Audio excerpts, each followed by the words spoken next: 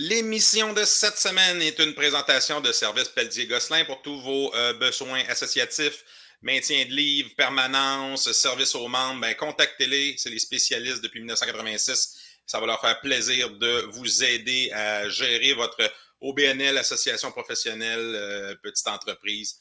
Ça va leur faire plaisir. Et également une présentation de Brasseur RJ, qui brasse notamment la bière Tremblay qu'on avait au Tailgate la semaine dernière. Donc, inscrivez-vous au Montagnard. On va avoir des bonnes consommations RJ lors du prochain match à Montréal. Et on a hâte de vous voir là. Bon podcast, tout le monde.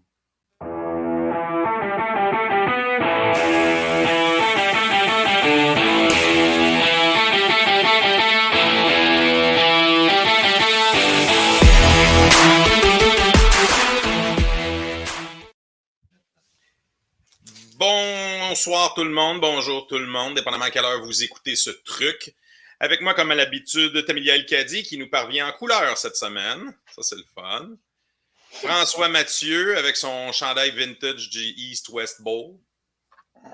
Et deux fans, Sylvain Arbour, le jeune marié. Hein? C'est tout nouveau. Oui, 35 ans aujourd'hui.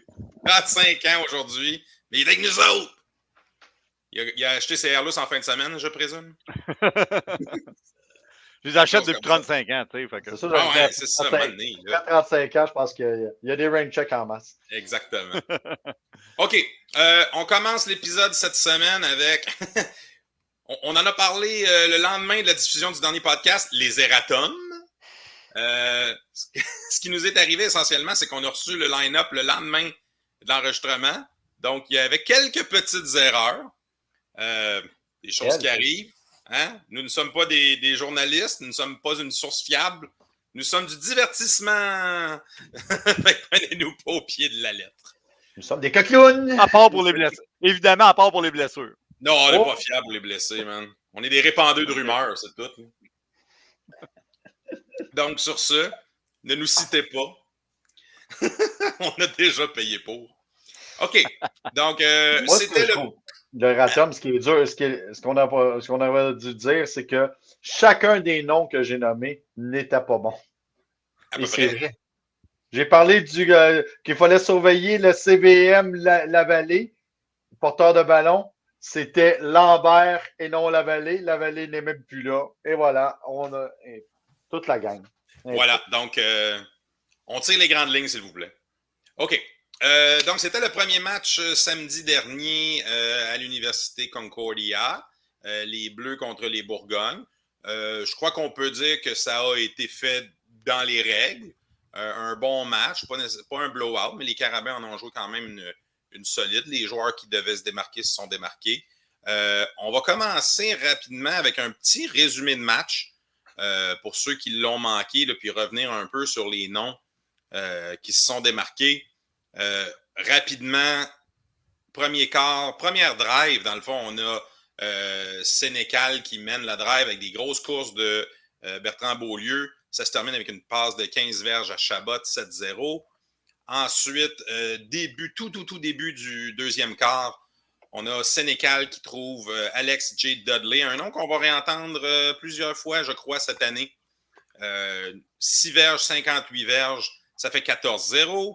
Philippe Boyer, qui sur une troisième séquence manque son botté, donc ça finit avec un rouge pour un point additionnel. Ensuite, Concordia revient à la vie. Salvaille sur 12 verges de Olivier Roy. Une séquence de 4 jeux, 75 verges. Il y a eu des gros jeux là-dessus. Ensuite, on a un placement de El Chewami avec le temps expiré. Et ça a été toute une saga. Là, la fameuse seconde qui est réapparue au cadran pour permettre à Concordia d'aller chercher 3 points. En deuxième demi, on a une drive des Carabins qui s'est terminée à la ligne de 1. Et donc, sur le jeu suivant, le Mieux Cardinal qui réussit le safety. On a William Legault qui reçoit une bombe de 30 verges de Sénécal pour faire 24-10. Et finalement, dans le quatrième quart, on a une course de Adrian Gay d'une verge. Attendez, je ne veux pas me tromper. Jeremy Murphy de Roy sur la conversion. Pour le score final de 26-18, les Carabins qui ont possédé le ballon, je n'ai pas la statistique exactement, mais le temps de possession était quand même impressionnant. Beaucoup de courses au sol. 36 minutes contre 23. Quand même. Bertrand Beaulieu, 111 verges de gain au net 103. Sénécal a couru pour 39. Sénécal, c'est 21 en 27 pour 276 verges, 3 touchés, aucune interception. Et chez les receveurs, on a Chabot pour 81, Dudley pour 63, Langlais, Legault et Muganda. Puis on a aussi Bertrand Beaulieu qui en a attrapé pour 21. Une bonne journée au bureau. La défensive, ça a bien été. Ils avaient devant eux un corps arrière quand même assez spectaculaire, dominant. Donc, évidemment, il fallait s'attendre à ce que Concordia marque des points, ce qu'ils ont fait. Je vais commencer avec Sylvain. Tes notes de match. Le ramassis de notes. Le ramassis de notes. La première note, c'est le tableau indicateur à Cognou. Ça fait 5 ans qu'il va mal. Calvaire. On commence la première game, puis personne ne sait ce qu'il y en est. Les coachs se plaignaient après la game. Comment tu veux? Puis le tableau indicateur, je pense que l'école secondaire Hermas Sarrazin en a un plus solide que Cognou. Soyez sérieux un peu, les gars. Là. Vous êtes au football universitaire. Avant d'avoir des nouveaux uniformes là, en 4 couleurs, full swag, panneau indicateur peut-être? Ouais, pour les gens qui n'étaient pas sur place, c'est que le cadran indicateur a arrêté de fonctionner à 10 minutes 19 du 4e quart. Après ça, on n'avait plus de temps. Et le 20 secondes, des fois 3 fois sur la même séquence de jeu, coupait. Donc, c'était... Et le score à domicile... Le score à domicile n'était pas capable... Le dernier chiffre n'était pas capable d'indiquer autre chose que 0. Il y a comme des barres qui étaient brûlées dedans avec le 8 avait l'air d'un 0. C'est de la qualité. Puis tu sais, le football, on ne peut pas dire qu'ils sont pressés par le temps, là. Tu te rends compte à la fin de l'hiver qu'il ne marche pas.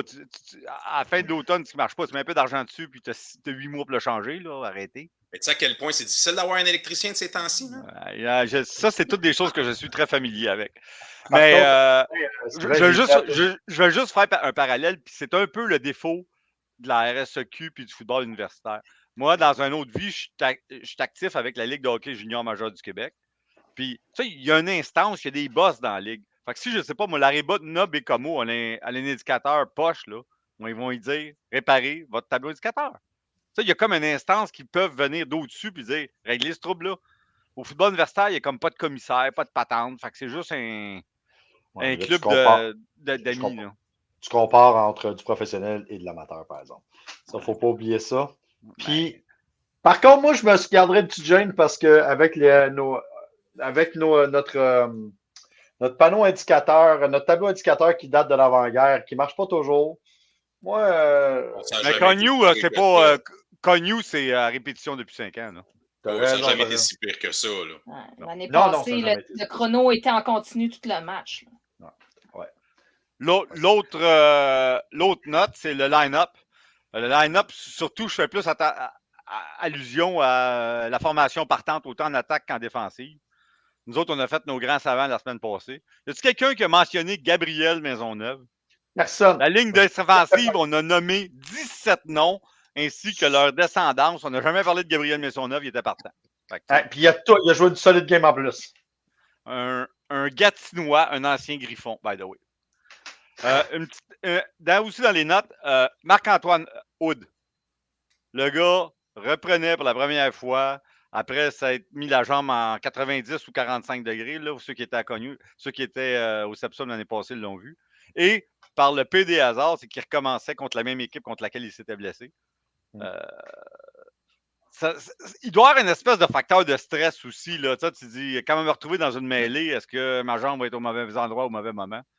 Bravo, Marc-Antoine, pour ton retour et ta belle performance de ton premier match. L'autre, c'est le baveux de Cognou. 95. Il était baveux l'année passée, puis lui aussi, l'hiver n'a pas changé. Keelan Graves. Je pense que je le prononce bien, là. Il veut tout le temps se battre avec le gars qui le plaque. Man, tu es au football, tu vas te faire plaquer. Tu es un receveur, puis ça a l'air d'être un bon receveur, mais l'année passée, on l'avait remarqué au Samsung.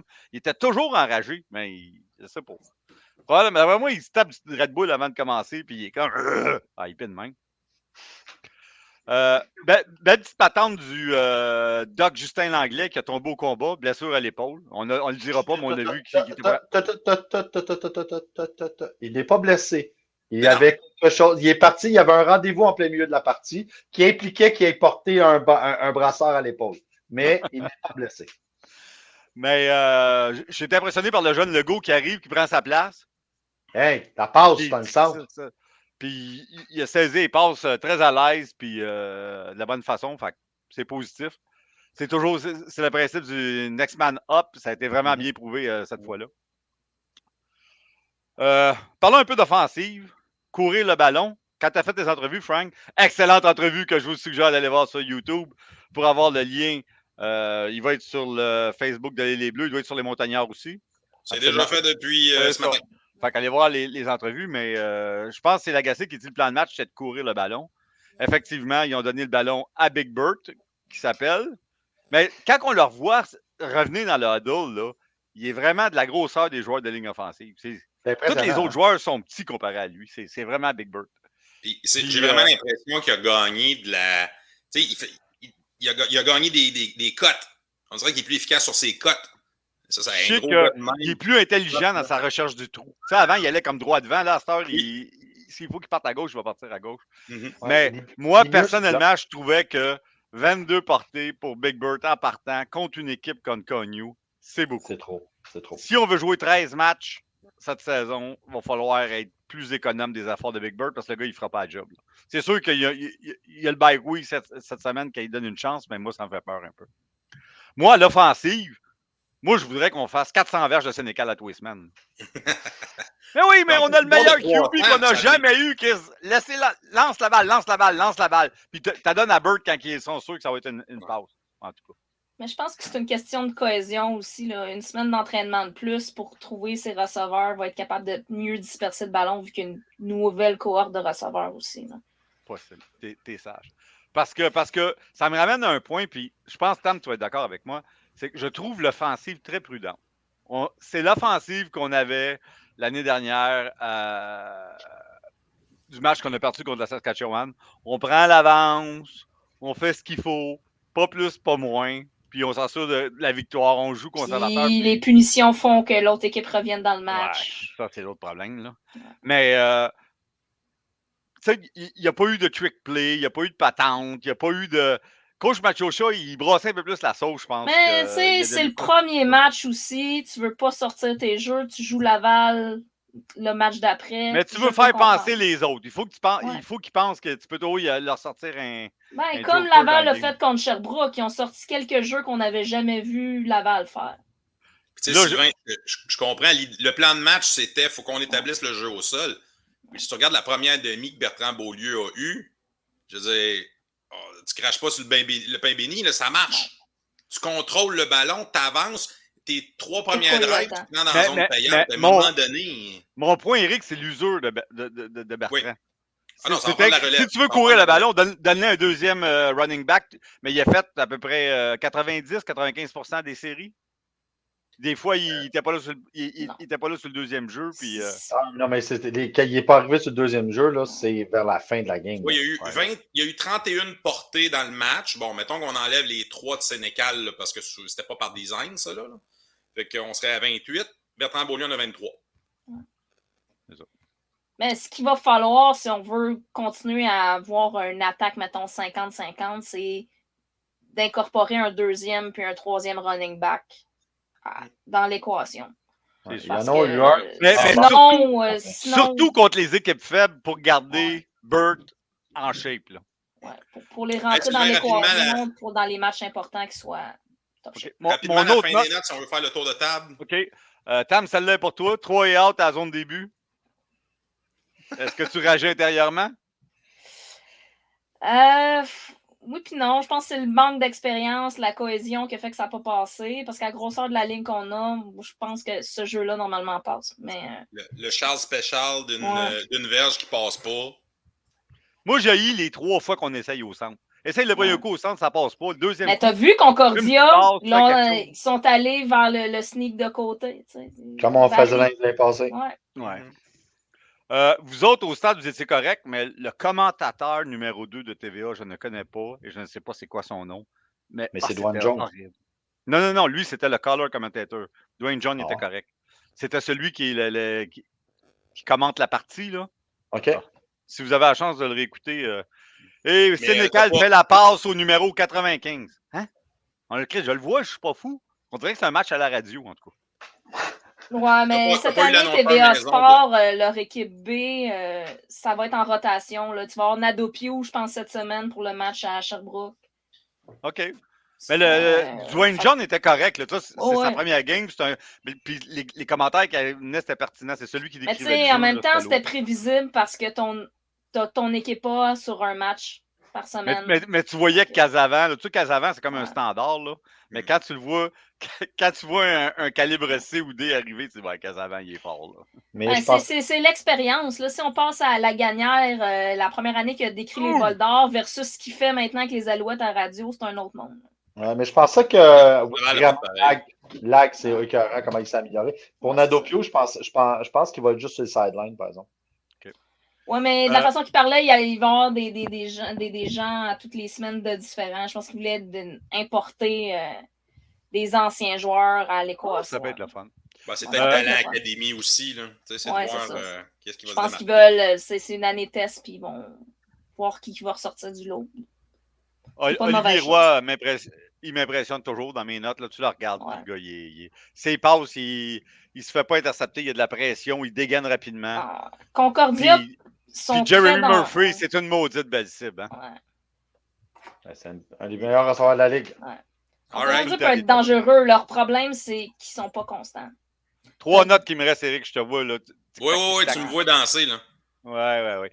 Farinaccio, les 3 premiers quarts, il était tout le temps dans le Kodak. Tout le temps dans le Kodak. Ça n'a pas de bon sens. Il a fini avec 5 plaqués, je pense. Il était le meilleur des Carabins, mais c'est pas gros 5. Mais il était souvent le 2e, 3e gars sur le plaqué. Puis c'est le gars qui barrait la route, puis le gars changeait de place. Là. Le segment style botteur, mettons ça sur la nouveauté, mais manquait un 24 verges. Là. Frank, quand il était. C'est non. Frank, quand il a fait son test pour les trappeurs de Marie-Victorin, il réussissait ses 24 verges. Exactement. On a eu le même problème dans les dernières années entre le 20 et le 30. Il y a comme un problème de constance dans le range. 24 verges, Tam, tu sais comme moi, dans la mi-temps, les étudiants le réussissent. Les étudiants qui s'amusent, qui n'ont jamais botté de leur vie. Là.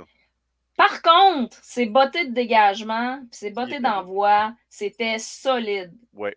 Il avait l'air à ça l'aise. Parcourait. Là. Le botteur de dégagement de Concordia, la saison va être longue s'il ne peut pas rajouter un petit peu de puissance. Et mon dernier point, Alexis Boulanger, la semaine dernière, que je disais, comme running back, c'est tel que tel, mais comme retourneur, il était spectaculaire. Ouais. Il pognait ses ballons solides, il n'hésitait pas. J'ai un retourneur qui pogne le ballon, puis tu as l'impression qu'à chaque fois, c'est un peu une aventure. Là. Il pognait solide, puis il gagnait son 15, 17, 20 verges quasiment sur tous les retours. Fait que bravo, Alexis. Et voilà, c'était mon ramassis de notes. Excellent. Super, comme à l'habitude, Sylvain. Tam, est-ce qu'il y a des points qu'on a oubliés, que tu as notés?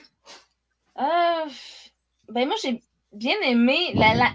Concordia, c'est comme ajusté. Je ne sais pas si vous avez remarqué dans le match, quand on voyait que ça rentrait trop, ils ont reculé Roy de 2 verges sur toutes les remises. Ce qui lui laissait le temps de sortir, de contourner, de faire son jeu, même si la ligne défensive rentrait sur le front. Mais je sais que le snapper avait de la misère, par exemple, parce qu'à la gauche et à droite un peu. Là. Mais le retour de Germain sur les longs snaps, ça va être une clé cette année. Plus de ballon trop haut, plus de ballon trop bas. Ça devrait aider sur les bottées. Bon point. Le Germain avec son brace gros comme mon bras, c'est Puis Q Frank, ça change en pleine forme, là. Il est en pleine forme. Sur la ligne offensive au centre, a fait une bonne job comme premier match. C'est le plus petit, hein? On le voit, on a tous des gros bonhommes cette année, puis là, ça descend à lui au centre, mais pour un premier match, je trouve que ça augure bien. All right. François, ton commentaire. Moi, je vous avais parlé, à part tous les noms que j'avais nommés et qui n'ont pas été là, comme Cizé à la D-line, l'autre, le joueur de Vanier, les 2 joueurs de Vanier qui n'étaient pas là et toute la gang. Donc, finalement, il y en a une chier. Là, que je vous avais dit 2 choses. Il va falloir vérifier nos porteurs, pas nos receveurs, numéro 3, numéro 15. Je vous avais parlé de Jones et surtout du frère de l'autre. Et est-ce que j'avais raison? Ils ont été écœurants tous les deux. En partant, le frère de l'autre, il faut dire quelque chose pour une recrue. Moi, ce qui m'a le plus impressionné dans son football, c'est qu'il bloquait bien. Les recrues, les blocs, c'est pas tant leur patente. Il prend un peu le rôle de Friscasso l'année passée sur les formations, sur les blocs. Tu sais, là, vous regarderez mon entrevue avec lui, là, pour vous donner un exemple. Moi, je mesure 6 pieds puis je pèse 200 livres. Il est crissement plus jeune que moi, on est d'accord. Il est tout jeune. Il est exactement la même grandeur que moi, puis il est aussi gros que moi. Il est tout jeune, là. Il bloque, il est solide. Moi, là, ce gars-là, ça va être la future vedette de cette équipe-là. Il est intelligent, il a une vision du jeu. Et effectivement, il connaît son rôle. Ce qui serait l'étape à voir qui serait le fun, c'est de voir courir un peu avec le ballon, voir s'il y a du frère dans le casse un peu. Tu as raison. Mais tu vois, ton commentaire, le premier commentaire que vous avez dit par rapport à lui, c'est hey, il bloque bien. Un receveur de ce type-là ne veut pas bloquer, veut courir, veut se démarquer, veut pogner le ballon. Lui connaît son rôle. Il sait qu'il sera de son importance. Je vous le dis, moi, il m'a impressionné. Bravo à ses coachs à Notre-Dame-de-Foy. Hein? Bravo à ses coachs à Notre-Dame-de-Foy. Il a une tête sur ses épaules, ce petit gars-là. Ouais, son coach m'a écrit, m'a fait un commentaire sur Twitter en me disant qu'on allait l'aimer. L'autre que je vous avais dit, c'était Alex Dudley. Je l'avais vu samedi, longuement. Il pogne des ballons. Les passes qu'il a faites, qu'il a pognées puis elles sont touchées, c'était ça, la connexion qu'il y avait avec Jonathan, c'est écœurant. J'avais parlé aussi de Justin Langlais. Le médecin, il va être bon. Là, il y avait un souper là, au troisième. Là, il fallait qu'il quitte en plein milieu. Là. Il y avait un petit souper, là, mais il a été partout. Là, avec, il y a des mains sûres. Vraiment. Mais le meilleur, ça a été Francis Bouillon, pareil. Hein? Eh bien là. Carlos Tacos. Hein. Carlos. Time, baby. Ouais. Son catch par-dessus l'épaule, il en a fait un, son plus long jeu, probablement. Ouais. Fait que, à l'attaque, là, finalement, on avait une crainte des receveurs. Disons que cette cohorte de partant-là, c'est pas les plus gros. Mais William Langlais, William Legault, quand même pas petit. Puis ils ont fait jouer le tight end PA. Dis-moi ça, Tam, celui qui est le gros tight end de 6 et 18, là. Wallet, il était habillé, mais il a peu joué, par contre. Oui, mais il a commencé la partie. Puis je pense soit que c'est lui aussi, je pense qu'il y avait peut-être un rendez-vous, mais on ne l'a pas revu à un moment donné. Mais finalement, les receveurs, c'était pas inquiétant. Mais ce qui m'avait impressionné, c'est quand j'ai vu le line-up, surtout en défensive, beaucoup de recrues. Le Boulian, déjà. Nicolas Roy, là. Nicolas Roy, son père était avec nous au tailgate. Nicolas Roy, déjà Sam Backer, dominant, le petit. Boulian, déjà là en remplacement de Broderick, là, qui lui aussi avait un petit souper de famille. Là. Mais nos recrues ont été dominants. Il y a des joueurs que je n'avais jamais entendu parler. C'est qui ça? Ferron. Il y en a plein des comme ça. On n'avait jamais parlé de Maisonneuve. Pas Ferron, Françon. Non. Mais tu vois, ça, c'est vraiment. Vince Viandé, il est rendu corner, là. Il est rendu corner. Il jouait halfback, puis il est rendu corner. Ouais.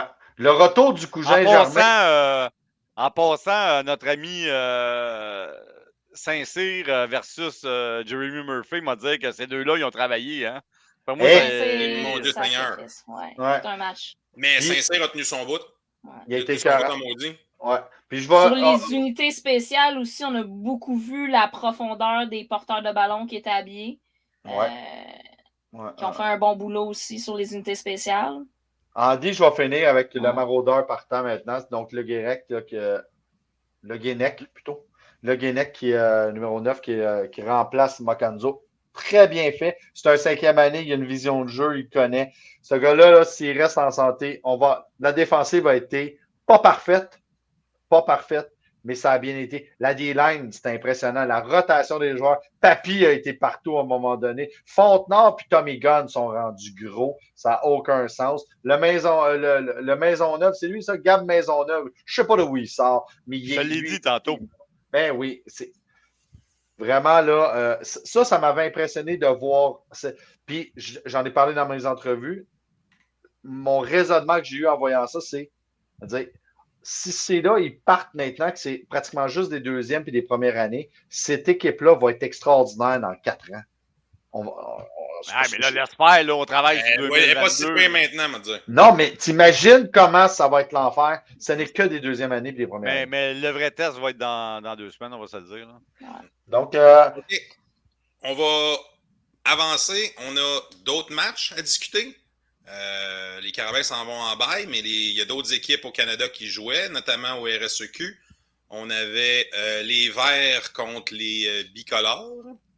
Brun. Un match pas mal sans histoire. Hein? Si j'ai bien compris, parce que je n'ai pas vu le match, là, mais Sherbrooke a vraiment eu de la difficulté à se lancer. Ben, Sherbrooke, ils ont perdu leurs 2 meilleurs receveurs de passe pour l'année. Leur QB a collé malade hier, la veille. Ils ont perdu 2 joueurs clés en défensif pour presque toute la saison. La saison va être longue à Sherbrooke. La saison va être longue. Ils ont 0 attaque. 0 comme dans Ouellette. On pourra bien dire que la défensive de Laval, c'est solide, là. Mais c'était des mauvaises décisions, des mauvais jeux. Ils ont eu quelques sparks, mais en général. Mais vos 4 gros blessés, est-ce qu'ils sont blessés pendant le match ou ils étaient blessés à l'avant? Ils étaient blessés avant. Marchand n'est pas là. Non. T'enlèves Robichaud aussi, ça court, ça. Alors, la logique a été respectée à Laval. Sherbrooke a joué une bien meilleure deuxième demi, par contre, autant défensivement qu'offensivement.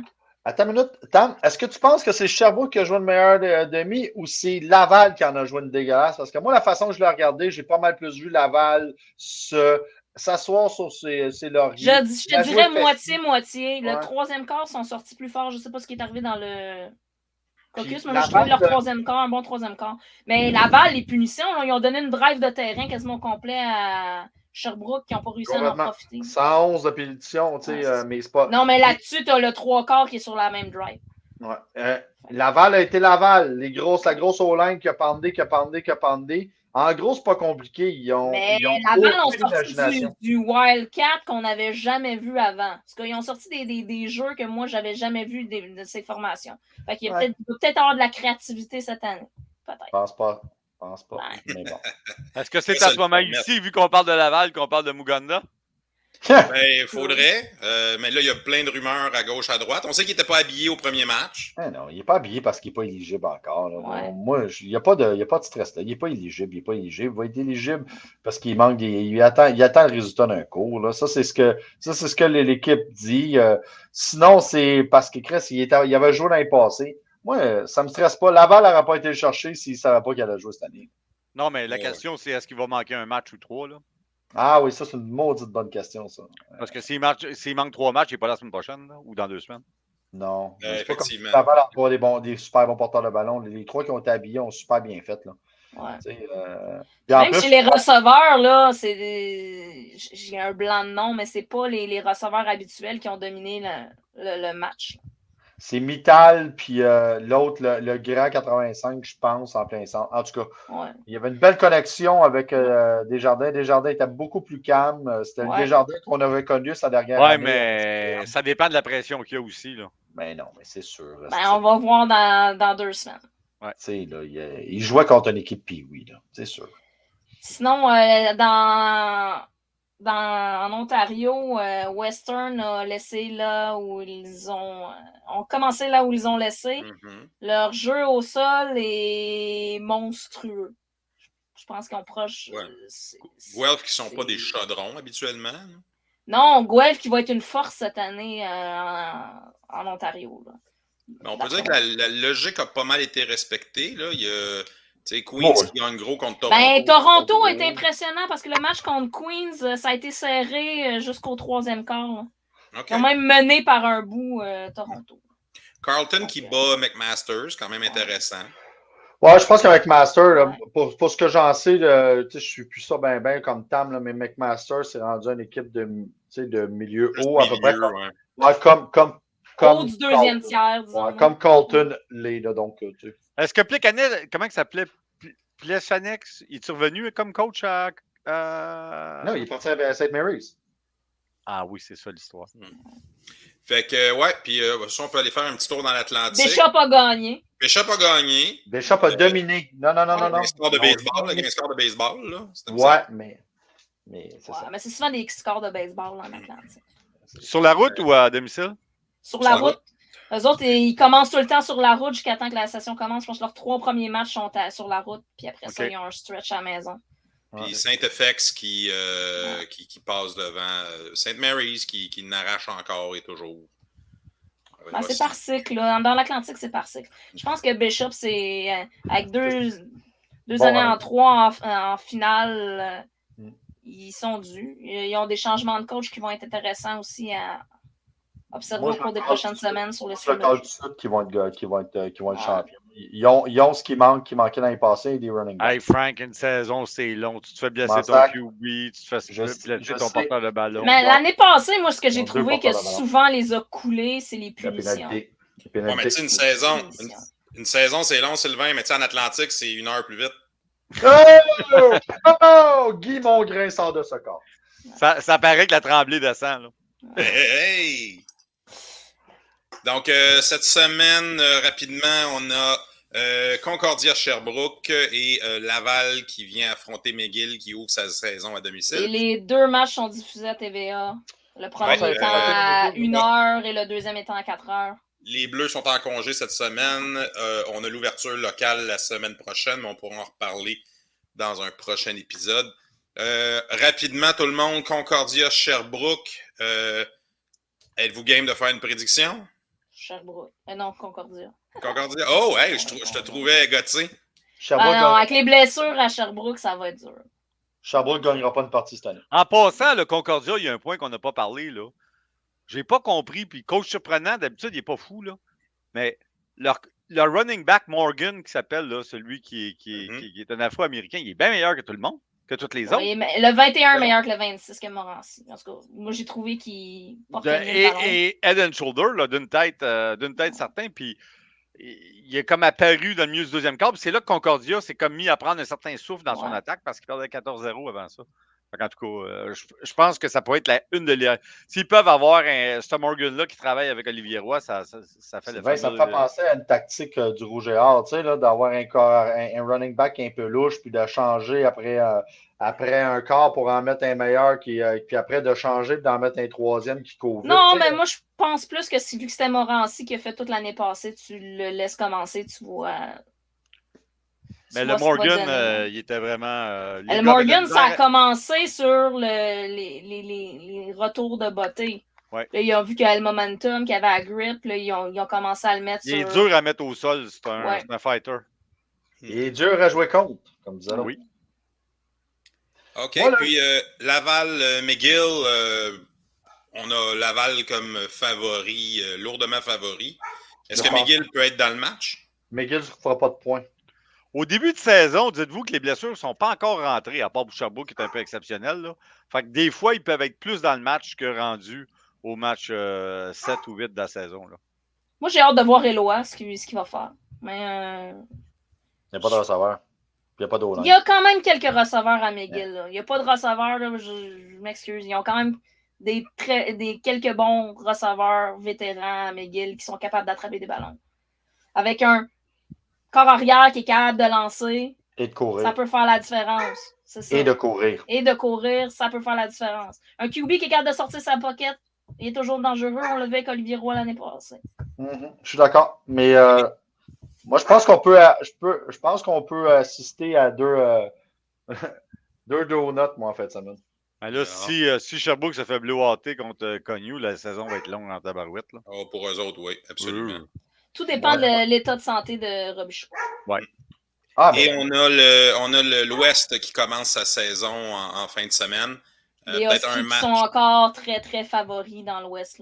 Oui, j'ai entendu des belles choses sur Saskatchewan. Donc, Saskatchewan contre Calgary, ça pourrait être quelque chose à regarder. Voir comment ça... Mais les Huskies, ils n'étaient pas en fin de cycle? Ça se pourrait. Oui, puis non, mais il y avait de la belle relève. OK. Parce que leur gros running back a fini, là. Oui, mais leur deuxième running back qu'on a vu aussi... il n'était pas méchant, mais... Il n'était pas méchant, mais... Il va faire des ravages cette année dans l'Ouest, d'après moi. Oh. Et dire, maudit de McCart... Il y a encore 3 des 5 receveurs qui sont là. Fait Ils ont encore une très, très bonne équipe. Oui, ils ont perdu plusieurs éléments clés, mais je pense qu'ils ont les éléments qui ont vécu la run puis qui sont prêts à prendre la place. C'est souvent ça, hein? Une équipe qui se rend loin, les jeunes joueurs prennent de l'expérience puis sont capables de stepper up. Fait que ça fait le tour de nos sujets pour cette semaine. Donc, bye week pour les Carabins. Donc, faites mariner votre viande parce que le tailgate s'en vient dans moins de 2 semaines. On va pouvoir faire ça. Surveillez les médias sociaux, comment ça va fonctionner. Là. Je sais qu'il nous réserve un espace à Claude Robillard, donc on va espérer d'en savoir un petit peu plus dans l'épisode de la semaine prochaine. Ouais, parce que ça. Mais moi, vous dire quelque chose, je pensais à ça aujourd'hui, là. Je pense que c'est pas l'idéal que le premier match à Claude Robillard soit contre le Rouge et Or. C'est exactement ce que je disais la semaine passée. Question juste la logistique d'entrée, là. Tu peux pas la tester. Il n'y a jamais eu un match contre le Rouge et Or, à ma connaissance, qui n'était pas full house au Sepsum.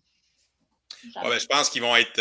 écoute, ça va être spécial parce qu'il n'y aura pas beaucoup de billets à l'unité, là. La capacité du stade va être drôlement réduite. Fait que je sais pas Sylvain, les billets à l'unité ne sont toujours pas en vente. On est toujours seulement dans les billets de saison. Il y a moins de 3000 billets qui vont être disponibles. Il n'y aura pas grand-chose. Il rentre 3000 personnes à Claude? Ouais. Je sais. J'ai eu la même... Ils ont rajouté des faux estrades en arrière. C'est quoi les plus grosses... Ben, je demande une question, on pourrait peut-être la regarder cette semaine, mais c'est quoi les plus grosses foules à Grasset? J'ai souvent été là, c'était plein, mais il n'y avait jamais 15, il y avait peut-être 1500. Non, mais il va y avoir des structures temporaires aussi, mais on ne montera pas à 5000 jamais. Là. Non, je sais. Mais même 3000. Moi, ce que j'ai entendu. Écoute, les gradins, ils ont combien d'étages, les gradins? Peut-être 15? Oh, c'est presque rien, mais Sylvain, ce qui va arriver, c'est puis jusqu'à tout dernièrement, peut-être qu'ils ont réglé ça tout récemment. Ils ne savaient pas jusqu'où ils étaient pour aller avec les estrades temporaires. Donc, on va vraiment avoir la surprise la journée qu'on va se présenter là-bas. Okay. Et c'est admission générale. Mais ça, on aura évidemment la chance d'en reparler. Sylvain, juste pour le fun, là, je vais pogner, mettons, un match ici. Mettons un gros match. Là, un match contre une équipe de Montréal. Là. Ouais, c'est ça. Vanier. Un gros comme Vanier, OK? Contre Vanier, ça ne dit pas. Non, ça dit on pas n'a l'assistance. pas. Mais de toute façon, ça reste du collégial. Là. Faut pas. Je suis pas sûr qu'ils font ça le comble à tous les games, fait que ça donne pas nécessairement la capacité. Non, tu as raison, mais moi et Sylvain, on est allé souvent, puis c'est étonnant de voir comment ils ont des partisans qui sont là, un peu comme... même comme des fois, c'est dur d'avoir des billets à certains endroits. Parce que c'est un peu comme nous autres, les étudiants, ils vont, mais ils ont aussi des vieux fans là, qui restent avec l'équipe, là, qui ne sont pas des parents, là, c'est des fans, des vieilles affaires qui traînent. Là. Ouais, mais au cégep aussi, les parents sont plus élargis probablement qu'à l'universitaire. Là. Les mononcles, les matantes, c'est plus accessible aussi sur les tarifs. Oui, ça se peut. Mais Sylvain, je comprends très bien ce que tu dis. Je ne vois pas le 3000 moi non plus. Puis, c'est ça. Je le vois pas. Donc, mais tu sais, faut pas en faire trop. Là. Ça reste une situation temporaire pour rénover la maison. C'est comme si on était dans le camping-car, dans le parking. Non, mais mon point, c'est que ça commencerait raide avec Laval qui va être plein au bouchon. Mais si on... élégant, Sylvain. Là. Non, je sais, mais si on suit non, mais un juste peu tester ta logistique d'entrée. À l'attraction que les Carabins avaient, là, à un moment donné, ils étaient rendus avec à peu près 300 personnes dans la montagne. Ah oui. Mais ça va être dans le gros stade. Là. Mais je pense pas qu'il va y avoir beaucoup de camping pour un an. Je pense pas qu'il va y avoir beaucoup de OGR. Là. Comme je vous dis, j'ai l'impression qu'on va réserver ça parce que moi, je sais que je veux des billets pour l'entreprise. Là. J'ai des clients qui veulent venir, des employés. Pas clair. Tu sais, je leur ai dit déjà, je ne peux pas rien vous garantir encore. Là. À suivre. Ben oui. Bon. Hey, c'est un wrap pour cette semaine. Merci beaucoup tout le monde. Surveillez nos médias sociaux pour avoir toutes les dernières nouvelles. Pour vous joindre aux Montagnards, eh bien, c'est via notre page Facebook. L'inscription est 40 $. Ça vient avec accès à nos événements, nos promos, toutes nos publicités, une consommation à chaque match, un petit paquet cadeau.